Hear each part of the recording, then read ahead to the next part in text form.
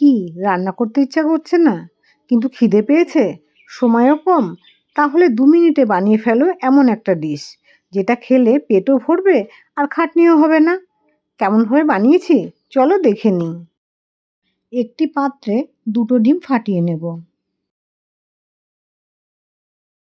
এখানে আমি কিছু সবজি ছোট ছোট করে কেটে রেখেছি, সেগুলো এক এক করে দিয়ে দিচ্ছি। দেব পেঁয়াজ কুচি, লঙ্কা কুচি, গাজর কুচি আর ধনেপাতা কুচি। আর এর সাথে দেব টমেটো কুচি আর বিনস কুচি। তোমরা চাইলে এর মধ্যে ছোট ছোট করে কেটে ক্যাপসিকামও দিতে পারো। দেব পরিমাণ মতো নুন আর একটু হলুদ গুঁড়ো। এবার ভালো করে ফেটিয়ে নেব।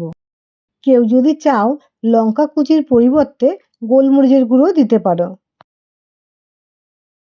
কড়াইতে অল্প করে তেল দিয়ে ভালো করে গরম করে নিয়েছি।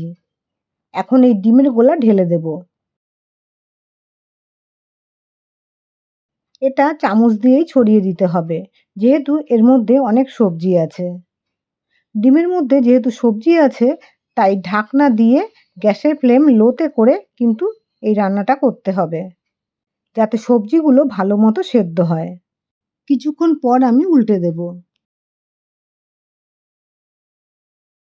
দেখো কত সুন্দর ফুলে উঠেছে। এবার উল্টে দেখি কেমন হয়েছে। বাহ, কি সুন্দর কালারটা এসছে, তাই না?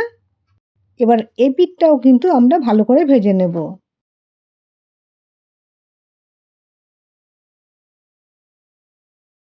দেখো এই পিঠটাও কিন্তু খুব সুন্দর ভাজা হয়েছে, আর দেখতে কিন্তু ভীষণই কালারফুল হয়েছে, তাই না? আর কথা দিচ্ছি খেতেও কিন্তু দুর্দান্ত হবে।